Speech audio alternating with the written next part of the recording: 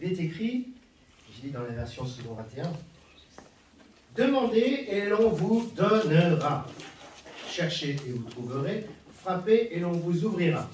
En effet, toute personne qui demande reçoit. Celui qui cherche trouve et l'on ouvre à celui qui frappe.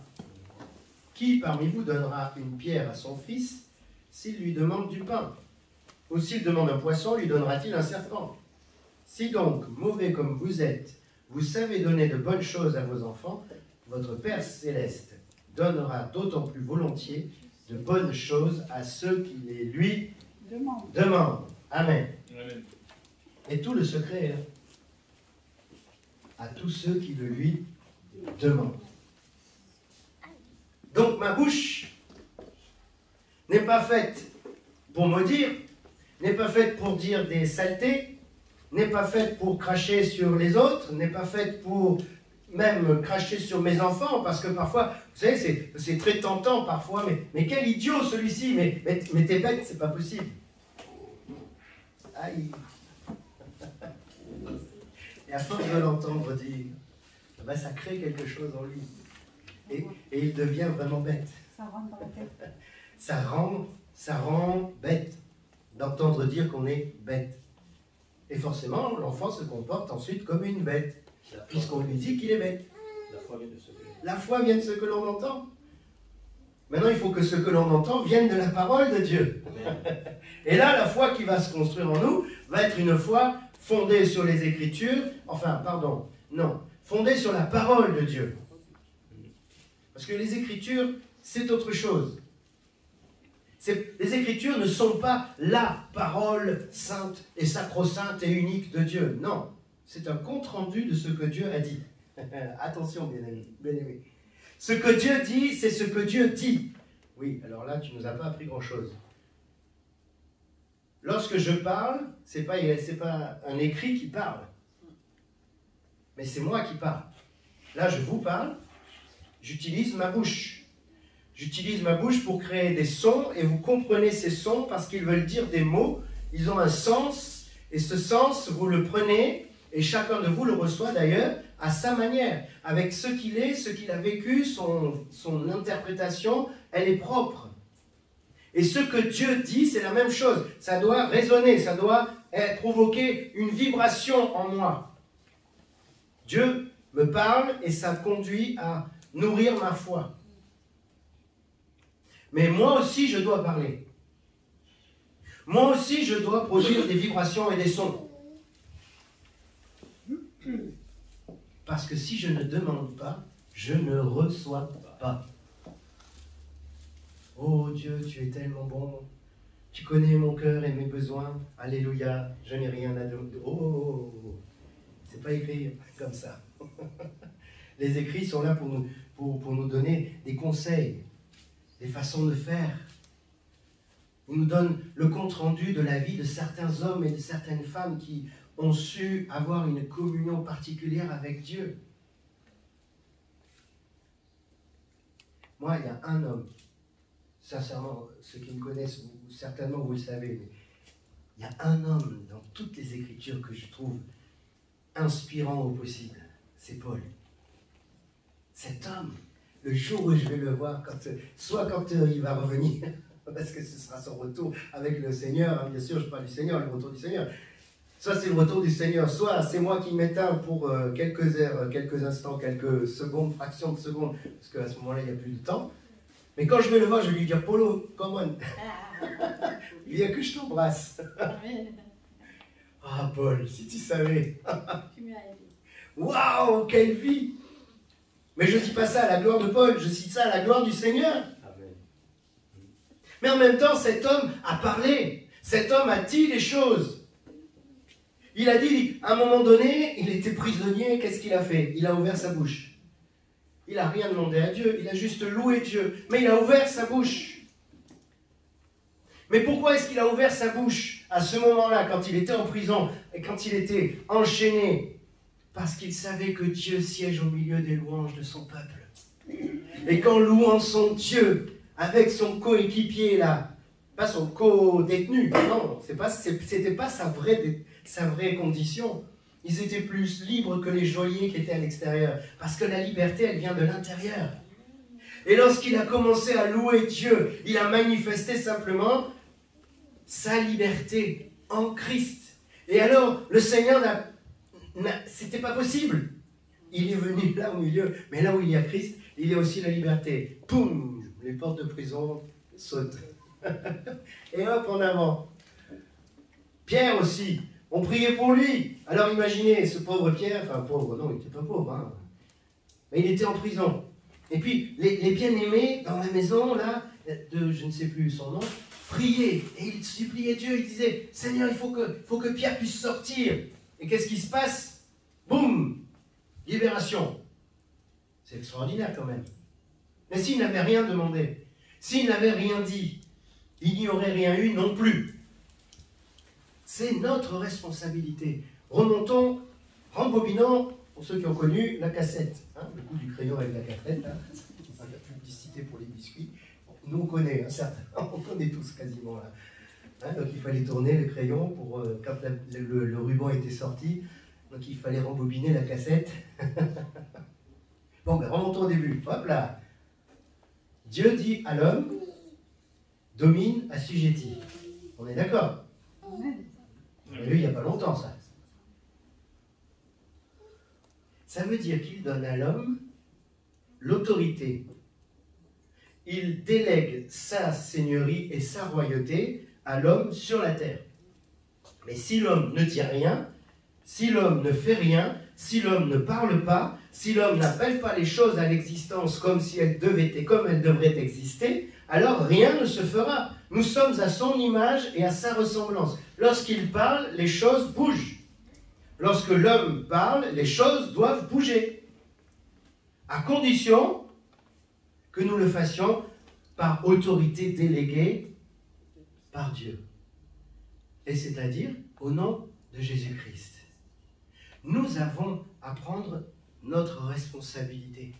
Pas seulement pour notre petit environnement, notre petit confort, notre vie à nous, notre... Bon, allez, en étant la vie de mon épouse, la vie de mes garçons. On met le chien avec. Lui, tout va bien. Tant qu'il a à manger, une caresse de temps en temps.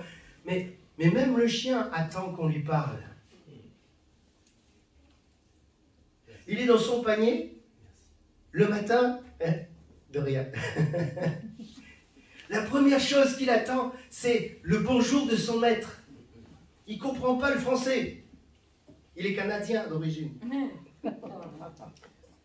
Le Labrador vient du Labrador, c'est le Canada, il ne comprend pas. Mais je lui dis bonjour, et tout, la queue. Il est content. Il se met en route quand je lui ai dit bonjour, une petite caresse, et tout va bien. Un jour, chez un frère, il y avait une plante. Cette plante, elle était, mais la pauvre, bien mal à point. Moche presque. Toute flétrie. Et puis, tous les lundis soirs, j'allais chez ce frère. Et tous les lundis soirs, on passait du temps ensemble, on partageait. On rêvait de choses qui pourraient se faire. On bénissait le Seigneur parce qu'il nous donnait de pouvoir organiser et prévoir des choses qui allaient se produire. Et chaque lundi soir, on louait Dieu ensemble. Et puis un jour, sa maman, la Matouze, Coco, je l'appelais évidemment, puisque Coco, Lingala, c'est la grand-mère. Hein. Donc c'était Coco. Elle me dit, je ne sais plus si elle m'a dit petit, mais je crois qu'il devait y avoir un sens un peu comme ça. Depuis que tu viens à la maison, la plante là-bas, mais c'est bizarre, mais chaque fois que tu rentres, tu dis qu'elle est belle, mais en fait, elle n'est pas... Mais chaque fois tu lui parles, chaque fois vous êtes là, vous parlez de Dieu. Et je vois la plante là-bas, et je parlais à la plante en fait, parce que ça me faisait mal au cœur de voir cette plante un peu rachitique. Je dis, mais pourquoi elle est toute comme ça, personne l'arrose? Si, on l'arrose. Oh, mais pourtant c'est une belle plante. Mais la plante est devenue belle. Parce qu'on lui a parlé, il y a des études qui ont été faites sur des plantes de tomates, sur des légumes. Ils mettent de la musique, tout ça. Mais attention, si on met une musique douce et entraînante, ça va. Mais si on met les musiques un peu là, violentes, voilà, on va dire comme ça, violentes musicalement même parlant, la plante n'aime pas. La création, elle soupire après la révélation des fils de Dieu. Qui sont les fils de Dieu?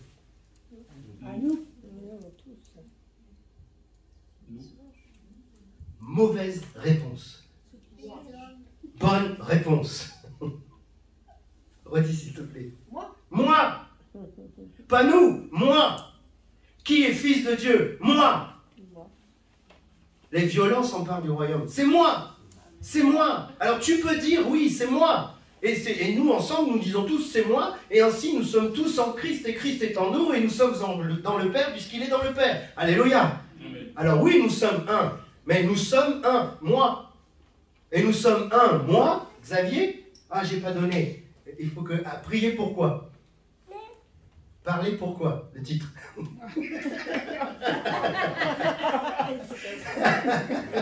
Oh là là, merci, tu vois, tu étais loin. Tu étais avec moi. C'est bon? Ah. Et il faut accéder à toutes les demandes quand on peut. Hein. Donc, je dois parler. Et je dois dire moi, parce que c'est moi qui suis censé parler. C'est pas l'autre. N'attends pas l'autre. Ne compte pas sur l'autre. Mais compte avec toi. Et avec l'esprit qui est en toi, bien sûr. C'est l'esprit qui est en toi qui va te faire parler. Et alors, tu demanderas oui et tu recevras oui. Je vous ramène à... C'est Jacques, je crois, qui dit... vous demandez, mais vous ne recevez pas parce que vous demandez mal afin de satisfaire vos passions. Ben, bien sûr, Seigneur, je voudrais de l'argent. Ah oui. Ah, c'est pas mal ça, parce qu'en fait, avec ça, on fait tout. Ah, ouais, plutôt qu'une Rolls ou une Ferrari. Une. Ah oui, j'aime bien, c'est celle qui s'ouvre comme ça, là. Ah, ouais, j'aime bien ça. C'est le projet de l'année 2023. On offrira au pasteur une Lamborghini avec la C'est bien comme idée. Mauvaise réponse. Non. Mais on ne demande pas pour satisfaire nos passions, on ne demande pas pour satisfaire, je vais même plus loin, nos propres besoins. Pourquoi? Parce qu'il dit, cherchez premièrement le royaume et sa justice, et tout vous sera donné par-dessus. C'est le tout, il faut remonter un tout petit peu juste avant, c'est pas très loin, c'est manger, boire, se vêtir et être à l'abri. Donc tout ça, il n'y a même pas besoin de s'en occuper. En réalité, il n'y aurait même pas besoin de demander quoi que ce soit. La seule chose à faire, c'est s'occuper du royaume et de sa justice. C'est tout. Le reste, ça vient. Et nous avons à parler, à ouvrir la bouche, à ordonner aux choses. La chose est d'une façon, mais ce n'est pas comme ça que Dieu te montre qu'elle devrait être. Eh bien, ne demande pas à Dieu de faire quelque chose. S'il t'a déjà montré que la situation devrait être différente, alors toi, parle à la chose et dis-lui, mais comment se fait-il? Excuse-moi, situation entre toi et moi. Il y a un problème. J'ai eu rendez-vous, j'ai eu audience avec le roi des rois, là, le seigneur des seigneurs. Tu vois de qui je parle? Celui qui est l'alpha et qui est l'oméga. Celui qui a commencé avant toi, avant moi même, et puis qui terminera après nous, c'est sûr, c'est certain. Parce qu'il est l'éternel. Alors moi, il m'a montré à quoi tu devrais ressembler. Mais c'est pas ça. Alors maintenant, je vais te parler. Et je vais te décrire comment Dieu voit la situation, te voit toi. Parle à la situation, décris-la. Dis-lui comment elle doit être. Parce que tu dois dominer et tu dois assujettir. Tu ne dois pas prendre Dieu comme, je ne sais pas, un faiseur de miracles. Un distributeur de miracles. Je mets la bonne formule. Hein, vous savez, on met, comme dans les distributeurs, là, on met la carte, on tape le bon code, et hop, c'est retiré de ton compte, évidemment, et tu as les billets, tout ça, super. Waouh. Au nom de Jésus, amen. Non. Quand Dieu te montre quelque chose, parle. parle à la situation. Appelle-la. Appelle-la comme elle doit être. Décris-la comme elle doit devenir. Et alors, elle deviendra. Pourquoi? Elle n'a pas le choix. Nous avons une autorité qui est déléguée. Elle nous vient de Dieu. Elle nous vient du Père. Nous sommes ces délégués sur cette terre. Nous sommes les rois et les seigneurs. Il est le roi des rois, le seigneur des seigneurs. Alors parlons, pas de notre propre chef, pas de notre propre autorité, mais de son autorité, par son autorité déléguée et envoyée de lui. Ah. Qu'est-ce que fait Élie? Il va parler parce qu'il est envoyé par Dieu. Est-ce que vous avez lu à un moment donné que Dieu lui dit, parle et qu'il n'y ait pas de pluie pendant 3 ans et demi? Non. On ne le voit pas écrit. Par contre, Élie parle. Alors, 2 solutions. Soit on ne nous rend pas compte de ce que Dieu lui a montré à Élie, soit Dieu se trouve coincé par les paroles d'Élie. Moi, j'aurais tendance à opter pour le deuxième choix. Parce qu'il envoie Élie. C'est bizarre ce que je vous dis. Hein. Il envoie Élie en mission. Et il dit à Élie, je suis avec toi. Va. Alors Élie fait. Et Élie décide que, ah, oh ben c'est bon, à ma parole, il ne pleuvra pas. Boum. Et il ne plut plus. Oh, c'est dur à dire ça. Il n'a pas plu pendant tout le temps que Élie n'a pas parlé. Alors Dieu voit son serviteur et dit, aïe, il a dit là, il y a mon nom en jeu. Crac, il bloque le ciel. Plus de pluie. C'est mon interprétation, vous pouvez adhérer ou pas, c'est pas le problème. Tant que Élie n'avait pas parlé, la pluie tombait tranquillement. On est d'accord sur ça. Et tant que Élie n'a pas reparlé, il n'a pas plu non plus. La parole d'Élie, qui n'est pas un homme supérieur à nous, c'est pas un super-héros avec un costume, hein, vous savez, avec le slip au-dessus du pantalon. C'est bizarre comme ça. Fallait y penser quand même. C'est une pensée assez originale. Enfin bref. Ouais. Ça cache aussi.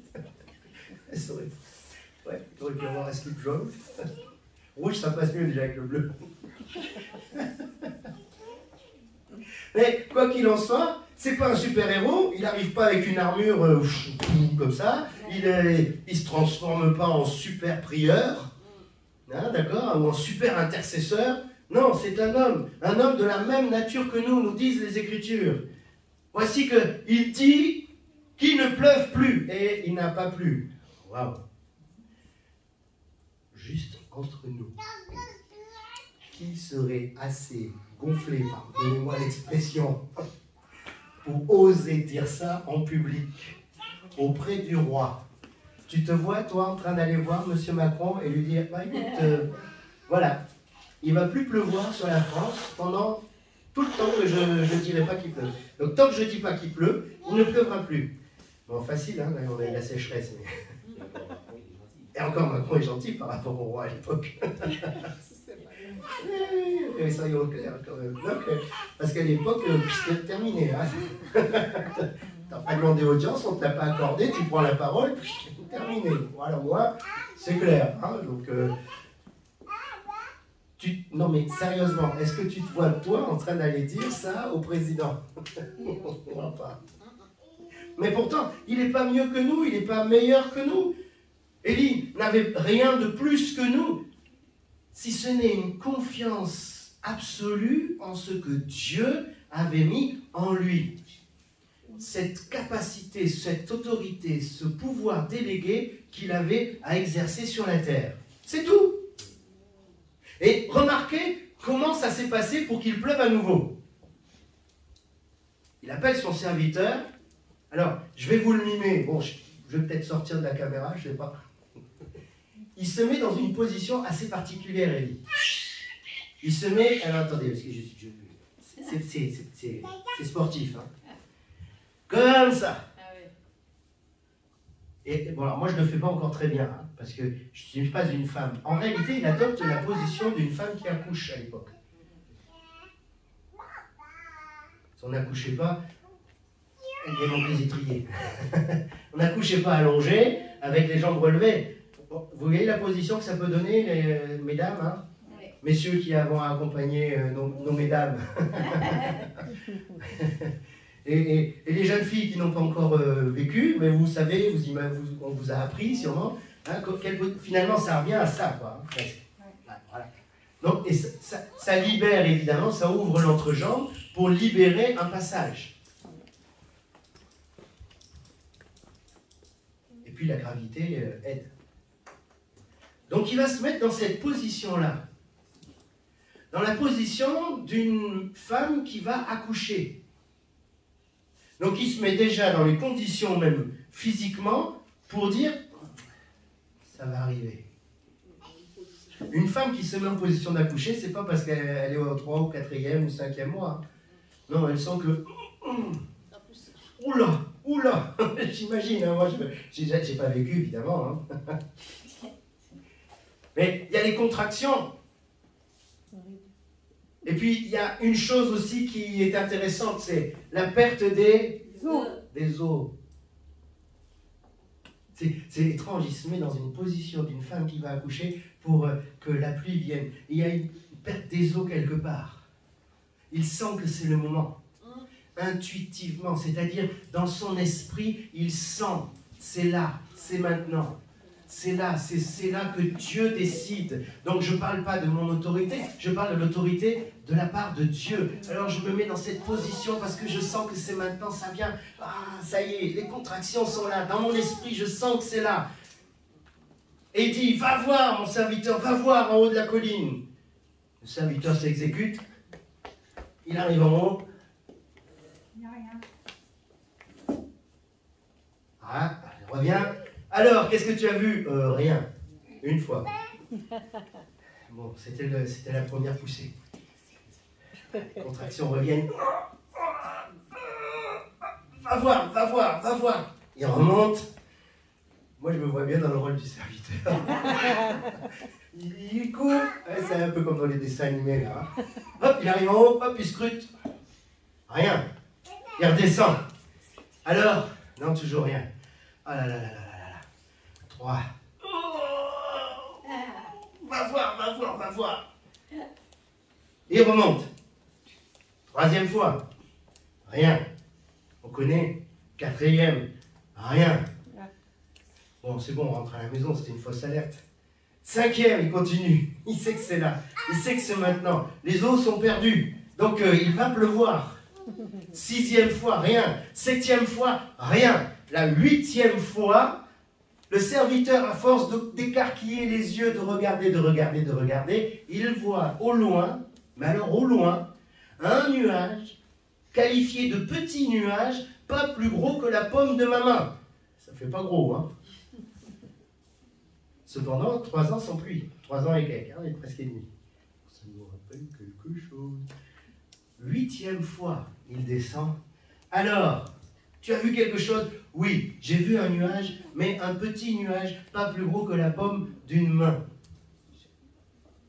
Et là, Élie, hop, change de position. C'est bon, c'est fait. Et il va voir le roi, il lui dit, faut qu'on rentre, là, il va pleuvoir. Wow. Quoi? Et là, la pluie. Il a parlé, la chose est arrivée. Alors que le serviteur voyait un tout petit nuage, mais c'est comme un enfant, hein, quand il vient au monde, nous on ne voit pas l'homme ou la femme qu'il sera plus tard. Dieu le voit déjà. Et il voit les situations qu'il veut mettre devant lui, mais il voit celui ou celle qu'il veut qu'elle soit ou qu'il soit. Et c'est ainsi pour toute chose. Dieu voit déjà la fin de la chose, et c'est pourquoi il est écrit « vaut mieux la fin d'une chose que son commencement ». Et enfin, rajouter, oui, c'est le commencement qui détermine cependant la fin. Et là, je suis d'accord. Parce que comment vas-tu parler sur la situation? Comment vas-tu parler d'un tel ou d'une telle? Comment vas-tu te réagir face à ce que tu traverses? Comment vas-tu parler? Que vas-tu dire? Parce que c'est ça qui va déterminer la suite. Ou l'existence ou l'inexistence de la chose. L'action de Dieu, elle est limitée à, c'est dur à dire, mais oui, elle est limitée par la parole que nous sortons ou pas. Puisqu'il nous a délégué l'autorité sur la terre, il ne va pas violer sa propre autorité. Il ne va pas passer en dehors de nous. Il nous a donné le mandat de gérer la terre. Donc, ça veut dire quoi? Que si Dieu veut agir, il faut qu'il passe par son autorité déléguée. Et tu dois parler. Je dois parler. Sinon, nous fermons l'accès à Dieu sur cette terre. Waouh, quelle responsabilité! Oui, mais parfois, je ne prie pas, je ne demande pas, et pourtant, il m'arrive des choses que Dieu m'envoie. Oui, d'autres ont parlé. Parce que le Saint-Esprit, il est quand même doué. Il faut dire les choses. Hein. Il est doué plus que doué, il est même extra doué. C'est-à-dire que tu peux avoir un frère ou une sœur perdu au fin fond du Pacifique sur une île, mais éloigné de tout, mais qui pourtant est en train de prier. Lui, il intercède. Il prie même peut-être en langue, et c'est là, à ce moment-là, que l'Esprit passe et libère la chose pour toi qui est ici en France. Mais il fallait qu'un homme parle. Il faut que nous parlions. Il faut que nous ouvrions notre bouche. Le Seigneur dit à Moïse, ouvre ta bouche et je la remplirai. Ne te pose pas de question de savoir ce que tu vas dire. Ouvre ta bouche. Tu es face à une situation, c'est pas la bonne, tu sais que Dieu t'a dit que c'est pas comme ça que ça doit être. Parle. Parle à la situation. Dis-lui, tu es comme ça, ok, mais c'est pas comme ça que tu dois être. Voici comment tu dois être. Et tu la décris. Tu l'appelles à l'existence. Parce que sinon, tu bloques l'action de Dieu.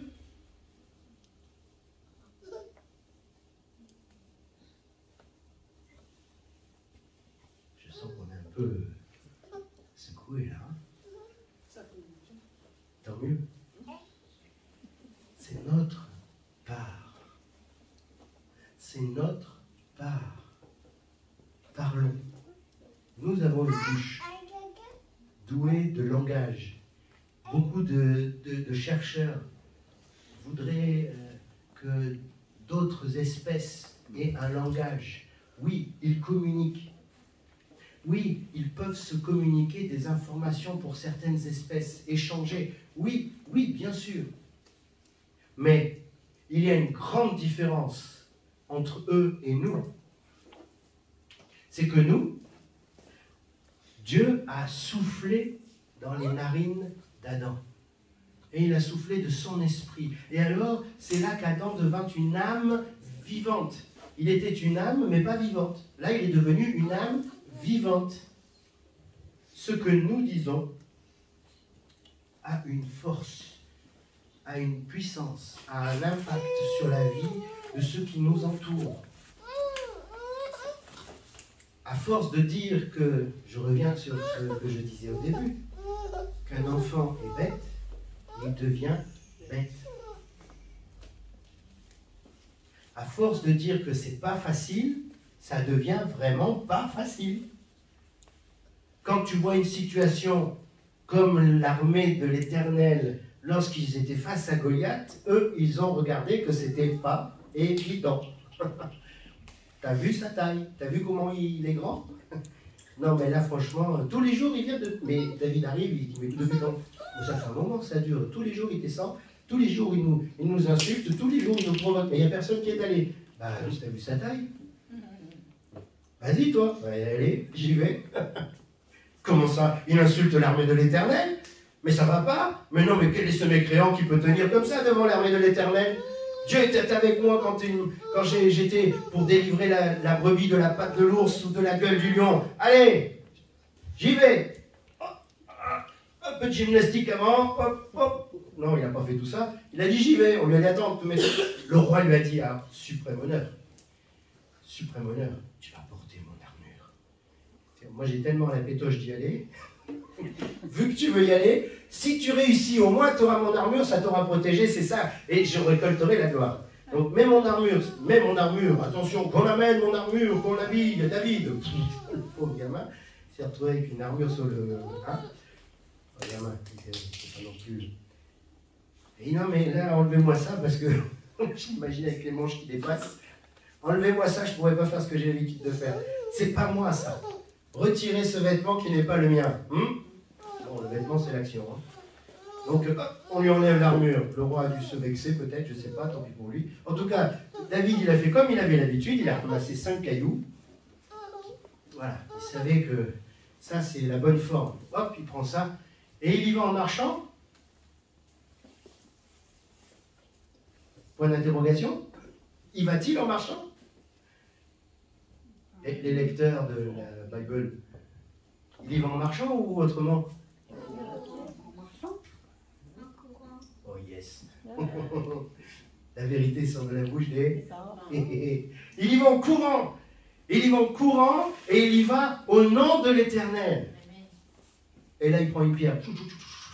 Et hop là, bing, la première, ça a fait son effet. En plein entre les yeux, plaf. Et le géant, encore une fois, imaginez la scène, on ralentit comme ça. Et toute l'armée, et en face aussi, hein. Mais pourquoi? Parce qu'il a parlé. Quoi? Ce petit bonhomme-là, devant le grand Dieu que nous servons, l'Éternel des armées, c'est lui. Vous avez peur de ce mécréant-là? Mais, oh, non. Il a parlé. Ne soyons pas de ceux qui se taisent. Vous savez, être taiseux, là. Les taiseux. C'est bien, là, un taiseux. C'est agréable parce que ça ne fait pas beaucoup de bruit. Un taiseux. Vous vous posez, puis mais on n'est pas appelé à être des taiseux. Nous devons parler, parler, parler. Alors, pas pour saouler, mais parler pour amener les choses à l'existence. Appeler les choses qui devraient être comme elles doivent être. Et vous verrez, et nous verrons, la vie se changera autour de nous. Et nous verrons notre environnement changer. Parce que quand nous parlons, nous devons aussi agir en fonction. Quand Élie a senti que c'était le moment, il s'est mis en action.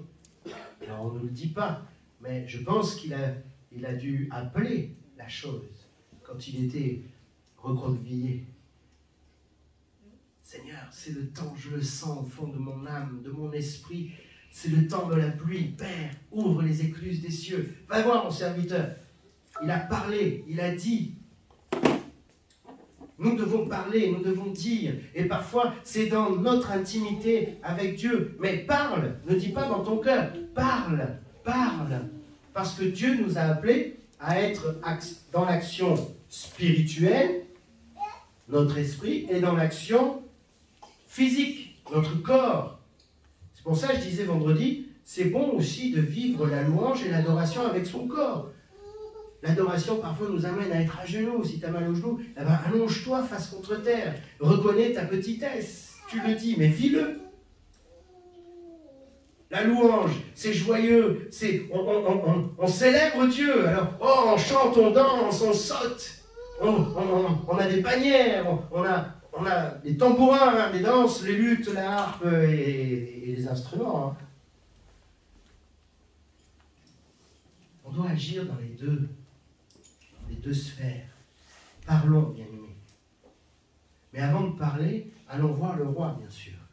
Le roi des rois. Et ne dit que ce que tu as entendu de Dieu. Alors, rassurons-nous, parfois nous nous trompons. Mais peu importe. Peu importe. Élie aussi s'est trompé hein, à un moment donné. Hein. Il a lancé un défi au prophète de Baal. Il était envoyé par Dieu. Hein. Il a envoyé un... Hop, et puis qu'est-ce que... Emporté par la foule... Ah non, il était tout seul. Mais il a décapité tout le monde. Et hop, 400 comme ça. Le bain de sang. 400 personnes. Parce que vous êtes des faux prophètes, voyez, mon Dieu, et Dieu, vous avez vu comment le feu est descendu. Allez, un, et criez deux, et criez, allez. Dieu l'a rattrapé, il lui dit, oh mon petit père, est-ce que je t'ai demandé ça? Oui, non, je vais peut-être aller me cacher parce que la reine, elle en veut à ma peau. Et d'ailleurs, il dira quelque chose de très intéressant à Dieu, il dit, moi seul, je suis resté fidèle. Oh. Pas la terre, petit. Calme-toi. J'en ai encore d'autres en réserve, pas des comme toi. Ah, ok. Bon, d'accord. Mais il a parlé, et Dieu a transformé la situation, et hop, parce que Dieu transforme le mal en bien, même si on commet une erreur. Si on est à l'écoute du roi des rois, il nous corrige. Il nous ramène sur le chemin, le véritable. Celui qu'il faut qu'on suive. Et il nous fait ouvrir les yeux, et alors on peut parler différemment et corriger les choses. Lorsque il vient voir Adam et Ève après qu'ils aient mangé le fruit qui n'était pas, je ne vais pas l'appeler le fruit défendu, le fruit qui n'était pas le bon.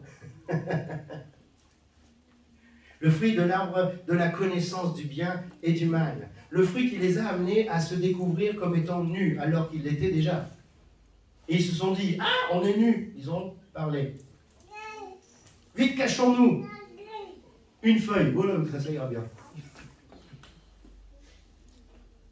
Alors, on parle d'une pomme, parce qu'il y a une pomme dedans. C'est pas une pomme. C'est d'ailleurs pas un vrai fruit. Bref. Qu'est-ce que Dieu fait? Il vient et il dit, Adam, où es-tu? C'est pas, Adam, où es-tu? Là, quand tu appelles des enfants comme ça, même le chien, il sait. Hein. Quand tu l'appelles comme ça, il longe les murs. Alors, le nôtre, c'est un comédien, je vous assure. Il fait... Là, tu sais, c'est vraiment lui. Hein. Mais si Dieu était arrivé comme une furie, comme ça, Adam, où es-tu? Je pense qu'Adam aurait fait, oh, là, les gars, on va se cacher un peu mieux encore. Viens, comment, viens. Non, c'était un appel d'amour. Adam, où es-tu? Je te vois pas. D'habitude, on se voit tous les jours comme ça, là. T'es où? Adam.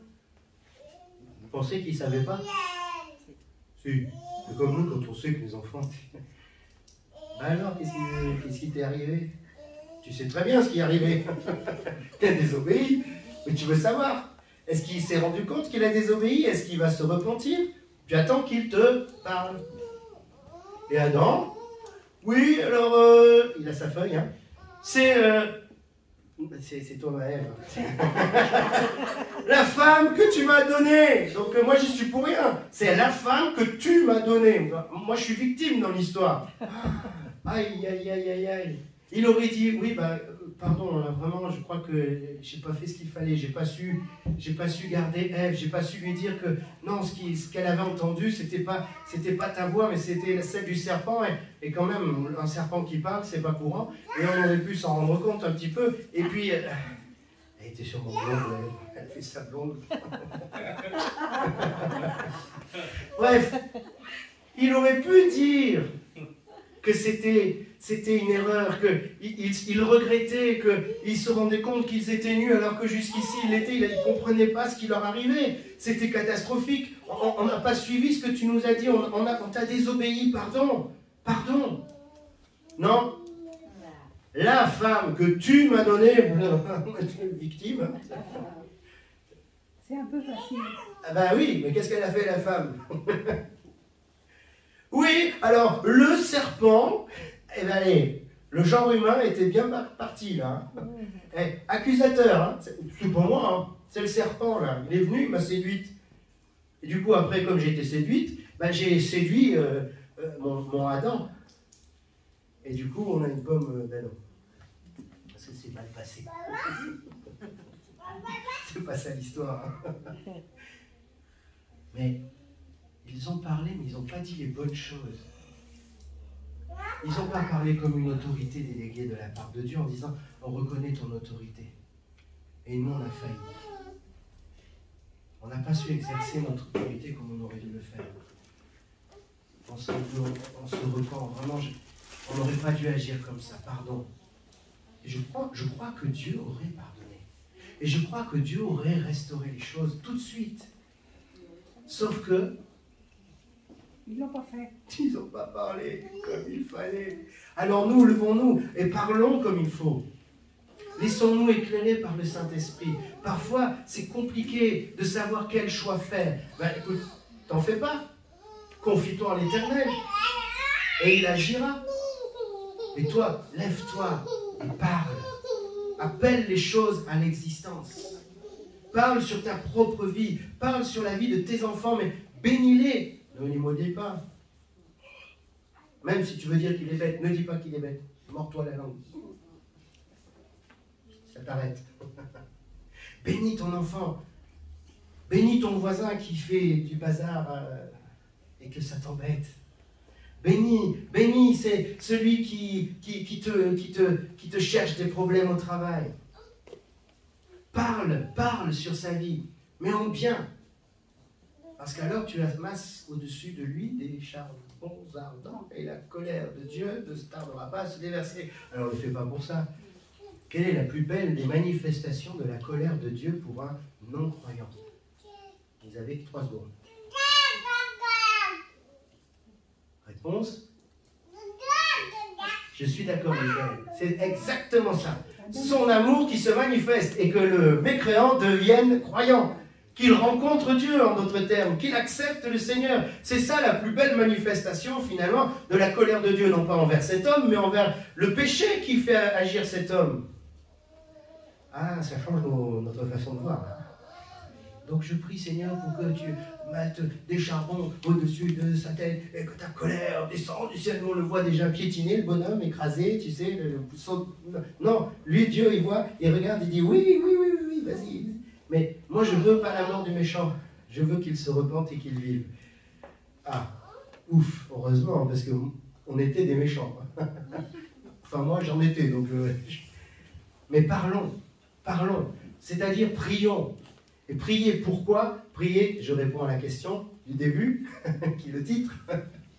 Prier pourquoi? Prier pour transformer. Prier pour réparer. Prier pour améliorer. Prier pour changer les choses.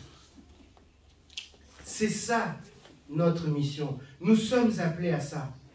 À être des éléments de transformation de l'environnement où nous nous trouvons. Sinon, à quoi ça sert que Dieu nous laisse sur terre? Le jour où nous croyons, le jour où nous acceptons le Seigneur, le jour où nous le confessons, allez, le jour où nous sommes baptisés, pour aller un peu plus loin, on pourrait rentrer dans l'eau et puis disparaître. Oh là là, la facilité.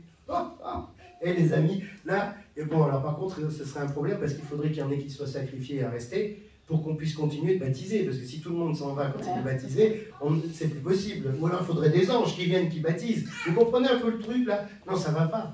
C'est parce qu'on a quelque chose à faire. Et nous sommes mandatés depuis l'origine de l'humanité. L'homme est mandaté pour dominer, assujettir, pour parler, pour changer, pour transformer ce monde où nous vivons. Et pour le transformer selon la pensée et la volonté de Dieu. Amen.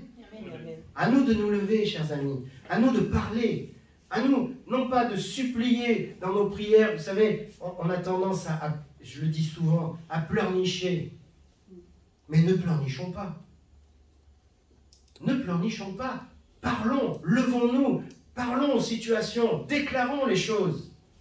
L'intercession, c'est comparable à un avocat qui plaide la cause de son client devant le juge. Vous imaginez la situation? Monsieur le juge, je fais appel à votre grande mansuétude. Oh, vous comprenez, son enfance était terrible. Alors, si vous pouviez, si vous... C'est ridicule. Vous êtes d'accord? Bon, c'est un bon film comique. Mais c'est tout. Le juge, quand il voit ça, moi à sa place, je vais mettre, on arrête le cinéma, boum, suspension d'audience, dans mon bureau s'il vous plaît. C'est quoi votre problème? Vous avez raté votre carrière, vous vouliez faire comique? Bah, il y en a une qui a fait, elle était avocate, maintenant elle est one woman, elle fait de la scène quoi. Oui, c'est vrai. Alors ne soyons pas, ne prenons pas Dieu pour ce qu'il n'est pas. Venons pas pleurnicher devant Dieu. Venons pas larmoyer devant Dieu. Mais tournons-nous en ayant le grand juge derrière nous, fort de son autorité, fort de sa force et de sa puissance, sûr de qui nous sommes en lui, et adressons-nous à la situation. Et si ça nous dépasse, alors là, tournons-nous vers lui en disant, il est écrit que le juste ne sera jamais abandonné, ni lui ni sa postérité. Je vois que mon fils a des soucis. Alors, Père, je fais appel à toi parce qu'il est écrit. Et pas, il est écrit. Si tu... Non, arrêtons. Parlons. Avec dignité, avec force, avec autorité et avec respect quand on s'adresse. Alors, je le fais toujours là parce que c'est le ciel. Quand nous nous adressons au roi des rois, au Seigneur des seigneurs, comme Esther lorsqu'elle va devant le roi, qui est pourtant son mari. Mais quand nous parlons aux situations, pas aux gens, je ne dis pas aux gens, aux situations, parlons avec force, parlons avec autorité, et parle en te redressant. Sois fier, sois sûr de qui tu es, sois sûr de l'autorité qui vient de celui qui est le roi des rois, le Seigneur des seigneurs. Et parle pas pour toi-même, parle pas pour satisfaire tes passions, parce qu'alors tu auras l'air ridicule comme cet homme qui a voulu chasser les démons et qui s'est retrouvé nu en place publique. Là, il n'y a pas mieux quand même. Alors là, on revient à l'origine. Oups, je suis nu. Non, parle, inspiré par ton Seigneur, fort de la foi qu'il met en toi. Il est Dieu. Ce qu'il dit, il veille à l'accomplir. Tu crains quoi à dire ce que Dieu a dit? Rien. Puisque ce qu'il dit, il veille, lui, à l'accomplir. Et sois en paix. Parce que ce qu'il dit, il veille à l'accomplir, justement. Donc ce n'est pas tes efforts, c'est pas par ma force ni par ma puissance, mais par son esprit. Alléluia. Amen. Alors j'aimerais qu'on se lève physiquement, si vous le voulez bien.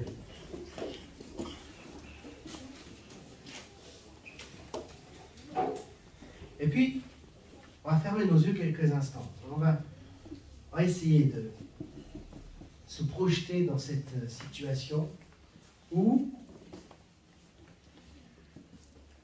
il y a dans ta boîte aux lettres un courrier de l'Élysée, un vrai courrier avec le vrai en tête, et c'est M. Macron qui a écrit de sa main, et il te dit, je te délègue tout pouvoir, toute autorité, pour agir en mon nom, pour régler la situation qui est la tienne.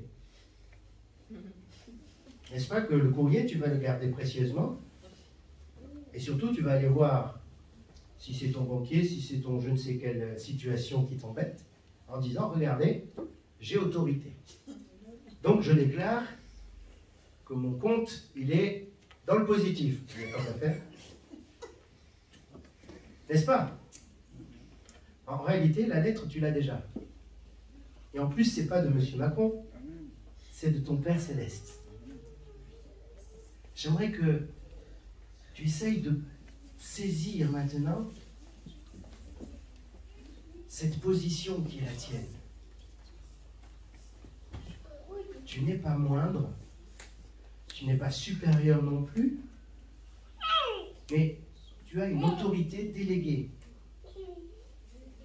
Mais si tu ne parles pas, cette autorité déléguée ne pourra jamais se manifester, parce que personne ne saura. Et cette semaine, j'aimerais que tu fasses cet exercice. Que chaque fois que tu rencontres une situation qui n'est pas la bonne, qui te semble être décalée par rapport à ce que Dieu a mis dans ton cœur, alors parle à la situation. Et tu lui dis bien, je ne parle pas de mon propre chef. Je ne parle pas de ma propre autorité. Mais je m'adresse à la situation au nom de Jésus. Parce que j'ai reçu le mandat, j'ai reçu le pouvoir en Jésus-Christ de parler. et tu parles, et tu dis à la chose comment elle doit être.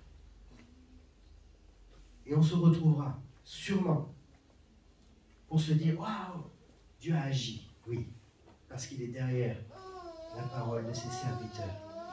Et nous sommes tous ses serviteurs. Alors, je veux prier pour nous tous. Toi, garde cette pensée. Père Céleste, je prie pour que chacun d'entre nous, ici présent, puisse réaliser par la puissance de ton esprit quelle est notre position, quelle est notre situation face aux problématiques que nous traversons, face aux situations qui vont venir devant nous. Nous n'avons pas à subir, mais nous avons à parler, parce que nous sommes autorité déléguée. Que Seigneur, cette pensée ne nous quitte pas, mais qu'au contraire, tu la fasses grandir en nous, pour que nous puissions, Seigneur, manifester ta gloire. Et pour que le monde voie et que le monde croie que tu es Dieu. Et que quels que soient les temps et les circonstances, tu restes Dieu.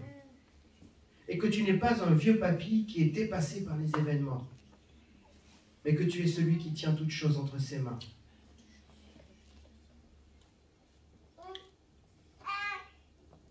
Qu'ainsi le nom de notre Sauveur Jésus soit élevé à travers chaque parole que nous prononcerons en son nom.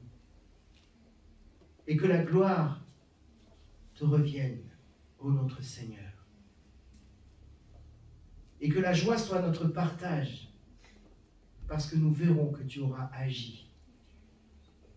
Merci Seigneur Saint, pour ces moments que nous avons passés dans ta présence. Merci pour cette semaine, qui est une semaine déjà riche de ta présence. Nous le croyons et le confessons. Merci pour toutes les situations qui viennent et qui ne sont pas forcément agréables, parce qu'elles vont nous donner l'occasion de parler et de voir ta gloire se manifester. Merci pour tous ceux qui ont pu être présents ce matin. Et nous te confions tous ceux qui n'ont pas pu être présents. Et nous voulons les bénir en ton nom. Déclarer, Seigneur, la force. Déclarer un renouvellement dans leur vie. La guérison, s'ils en ont besoin. Que la provision soit leur partage. Au nom de Jésus-Christ. Amen. Amen. Gloire à notre Seigneur. Alléluia. Alléluia.